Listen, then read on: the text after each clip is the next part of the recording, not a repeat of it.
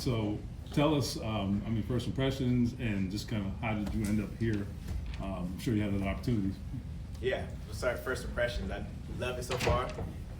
From the way they flew me here on a private jet for my first time, so I was acting like a little kid on there, doing a little photo shoot on there with my family, drinking orange juice. But yeah, just taking it all in. I think just the way that it's a family-ran organization, that's the first thing that I learned when I started, researching and talking to other guys, talking to Stephon Gilmore. He's one of the guys I reached out to just ask during the process of like, okay, what did you think about it?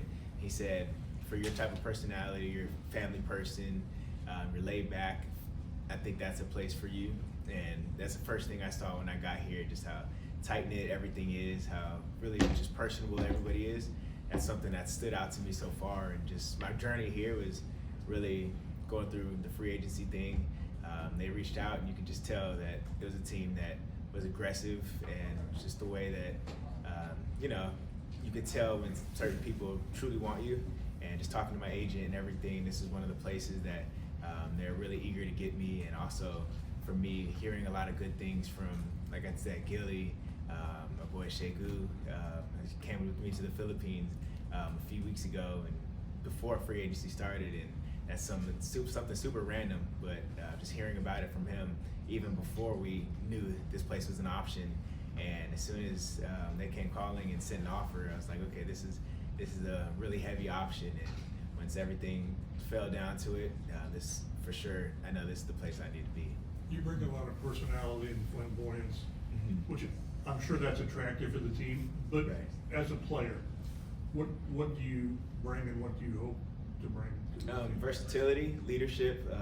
I think just everybody sees all the the celebrations, everything that goes viral in the media, but a lot of people don't see the work behind it. I pride myself on being one of the hardest workers in the room, putting in so much extra work, being a leader, leading by example, not a super rah-rah guy, but somebody that's always going to be consistent, being in the right spots on the field, but also off the field, being somebody that's really locked in the meeting room and keep my head down, focused during the week. It doesn't seem like it because obviously I'm really out there in the media on Sundays, but during the week I'm locked in because I want to be able to earn those moments to be able to have fun on the field on Sunday. So I think me as a player, versatility, somebody that's consistent, being in the right spots, being able to cover, being a former corner, comfortable in space, and somebody that's just always going to be able to get the ball. First and foremost, it's always about the ball.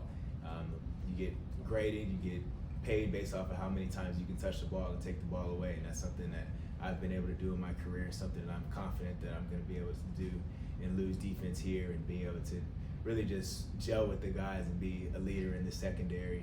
Even though it's my first year here, I think that just the way that I've come in here, just being humble first and foremost, and being able to learn from anybody and everybody, but also being able to bring the knowledge and the leadership that I have by setting the example of the way I work. I think that's my best attribute that I bring here, is that I'll set an example of how we should work and how we need to really just be focused on a day-to-day basis. Why is it important to have the personality on game day? I mean, I realize you're celebrating something you Right.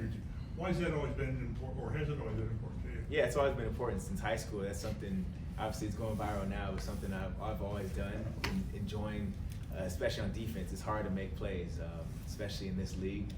So when you do make a play, and when you know that you put in so much work during the week, it's like, why wouldn't you take that time on Sunday when you do something great? You have to celebrate it. So being on a defense, I think that you have to bring that energy to the whole team. And I think if the defense is having fun flying around and you're making plays, you have to celebrate. And you only celebrate if you're making plays. So it's like a two-way street. A lot of people think you're just dancing for no reason, but in reality, if you make a turnover, you get a turnover, you get a reason to have that fun. So I just think that it's something that brings an extra energy and extra light to this team that really is contagious to special teams, contagious to the offense, and that leads to wins, because we all know the stat. If you take the ball away, you win the turnover margin, you win the game 9 times out of 10. So I think that's something that is a big deal when people don't think about it, but the energy of a team and the whole stadium, momentum is a real thing. So I think that creates that in itself.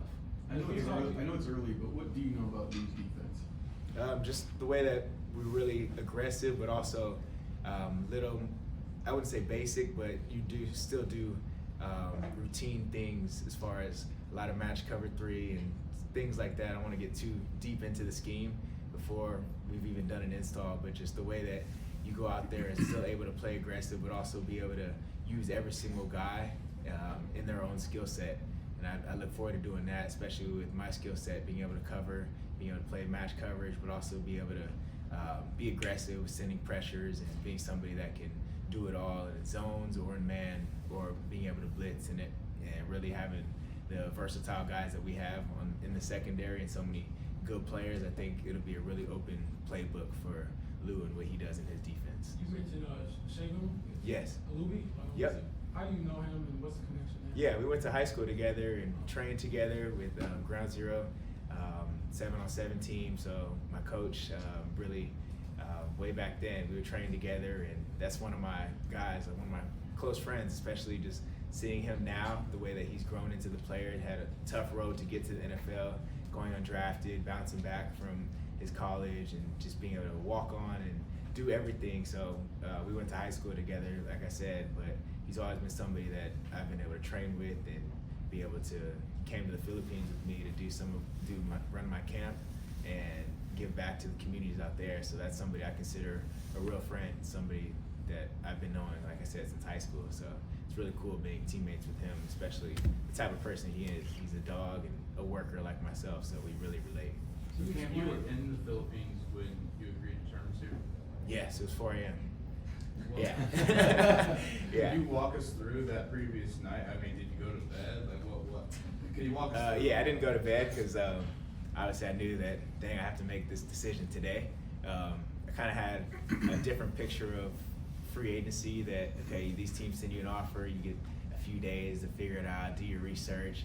But my agent's like, nah, we need to know in the next 10 minutes. I was like, all right. So get my parents on the phone, but had a long day of workouts and everything, just, my normal routine in the Philippines, and it opens up, I think, 9 o'clock over here in the U.S., and it was 1 a.m. for me when it opened up out there. So I just stayed up, had my phone on, agent, okay, we prepared, was just ready to accept any phone calls, whatever, but it was really just, I was just laying in bed. My wife was sitting right there, told her to record any phone call I get, just in case it's the time that I agree or get an offer. So it was pretty chill, just because, like I said, it was in the middle of the night. Ended up being 3-4 a.m. by the time we ended up fully getting every offer from every team and weighing all the options. So it was just me sitting crisscross in my bed and waiting for all the calls to come in. So it's less eventful than I would have thought it would have been, but it was fun just being able to go through that process, because it's something that it's everybody's dream to be able to get to the point where they can make it to their second contract. And obviously the Philippines means a ton to you. Could you share for Colts fans that don't realize the full story? Yeah, so I'm half Filipino. My mom is full Filipino. My dad is African American, and I've been living ever since I got to the NFL. I've been living my whole off season in the Philippines. My wife is from there, and a few years ago she finally got her visa to come here to the U.S. But in the off season we spend all of our time there. So being able to do our nonprofit work out there and give back to the communities, and also do football camps to expand the game of football out there and develop players to be able to eventually hopefully play in the Olympics. So we do a little bit of everything out there. So that's really how I spend my whole life outside of football season. I'm there in the Philippines training people, giving back to the communities, and just living a completely off the grid life over there. And I love it. It's really two different types of lives I have, being in the NFL, being here, all the blessings that we have here, but also the blessing of the slow life over there in the Philippines, be able to be on the beach, go to different islands, and just be able to train with people that are wanting to learn the game and eager to learn. It makes me more grateful to play football here, because we have people out there trying to rent a field at midnight. We're playing flag football games at midnight over there, because that's the only time we can get in on a field, and it's cheaper, and it just makes me more grateful to come and live the life that I have here, being able to live in the Philippines. Do a couple more. The secondary that they're building here, I mean, they had another big signing last week. Right. What do you think? And then Kenny Moore is in the building already. Yeah. What do you think that unit can be? I think we'll be great. I know we'll be great. I already talked to a few of the guys, and I know when Mooney came in here, he talked about the same thing, just the way that he's going to come in. came in with that confidence. I watched his energy and just loved that out of any corner. And especially talking to Kenny, and he's been somebody that I've looked up to for a while, watching his film and learning from him. And I know that this whole group, I've heard a lot of good things about them, but also watching the tape, it's like there's a lot of good stuff on tape. And I know when we come together and we put the work in that we know we're going to put in, I know that greatness is going to happen. And it's just a matter of how quick we can gel together and really get on the same page with each other and really become brothers on and off the field. And I think that's going to really create greatness for this defense. And the season goes how the secondary plays, and that's something I've seen year after year. The secondary's balling, the whole team, it catches fire through the whole team, through the whole organization. So that's something that I want to be able to come in here, and that's the expectation that we have to have. All 5 of us DBs that will be on the field, 6 hopefully if we have more DBs on the field at a time. But when we're on the field, we need to know that the game goes exactly how we want to play. So I expect greatness out of us, and I know that there's going to be no problem when it comes down to putting the work in. And I think that the type of guys that we have and that organization has put together to create the secondary, I already know. I'm getting excited talking about it right now. I know we're going to be big time. But like I said, we got to work for it. But that's the expectation that I have, and I know they're thinking the same thing, that we're going to be great, and we're going to do whatever we can until we get to that point. Ken, this just doesn't come together. You have, like you said, in the secondary. How do your celebration things? You got to work on it. Yeah, you got to work on everything. You gotta Is that 1 hour on a Tuesday? How do you? It's quick. It's more conversation than anything. Hey, let's do this. I'm thinking this, and it's quick. You obviously got to learn the defense every single week. Learn a new install every single game. So learning a dance is nothing for some athletes. So I think people think we spend a lot more time on them because they look perfect when they're in the game. We know how to So execute. you're giving away secrets right here. It's just you throw it together. Yeah, you throw it together, you tell an idea, send them some film on it, just like we do the same process for football. You watch the film, you install it, and then you do it on the field. So same thing, you watch a few videos, practice it once, and you're good to go. But when you practice dance, that means you have to get a turnover. So you got to earn the fact. Exactly, and the fact that if we're able to do a lot of dances, that means we made a lot of turnovers. That means we won a lot of games. So I think it's a direct correlation. But like I said, first and foremost, it comes to work. I don't think if we're not comfortable with the work we put in, we're not even going to think about the dance when it comes Sunday. So that's something we have to earn, and we have to be able to know that the work comes first. But that's also part of it, being able to enjoy the job and be able to enjoy the success that we expect ourselves to have. In all seriousness, I mean, this is business, right? There's a lot of money involved in all that, but is it important for football to be fun too? For sure. It's Why? a game. It's a kid's game. I think people need to enjoy this, realizing that we're one of the 1% of the people that are blessed enough to have the talent, have the health to be able to play in the NFL. So if you're not enjoying every single day, if you're not coming to the building excited to come to work, then this might not be for you, or it might not last very long, or you might have a miserable time being here. So I think just being able to enjoy it, and especially take the stress off of game day, being able to realize you earned your route, you earned your way to get to this game, to get to Sunday. You put in the work during the week, and if you can have fun on the weekend, why not? If you can play well enough to earn a celebration, to earn the fun that you're having, then why not? You worked hard, you put the work in, so why not reward yourself by being able to really celebrate something that you were able to do right? Because every single play you make is something that you saw on film, that you had to physically put the work in to earn that play. So if you're just letting those times go by and you not really enjoy that, you're not getting everything you can out of being in the NFL, and especially on the other side of it, fans love it, and it brings the fan base together, turns the building up. Now the offense can feed off the energy that we have from taking the ball away. Special teams are going to go out there and do their thing and turn up for the one play they have. So I just think it lights the whole team on fire, and I've seen it firsthand what it can do for a team. And even talking to other players around the league, saying, "Man, I wish we were like this." I'm like, do it. It's like, enjoy the game, enjoy what you're blessed by God to be here with. So I just think that it's something that, for me, it's a necessity. We talked about in my former team, we talk about we're on film, if you're not celebrating your teammates' good play, it's almost a fine. Like it's a big deal if you're not celebrating your success, because this is the NFL. People are getting paid millions of dollars to make you look bad. So if you can do something positive, you better celebrate it. That's fine, yeah. This is a unique one because I'm curious about this. We got a lot of people here, so Yeah. we've asked you a lot about yourself, but what do they mean to you? And I guess if you can go down the line if you want to, but just what does the person mean to you and how they help you get to? Yeah, my family, starting with my wife over there, just being able to be the person that's here with me back there, just through every single day of my life.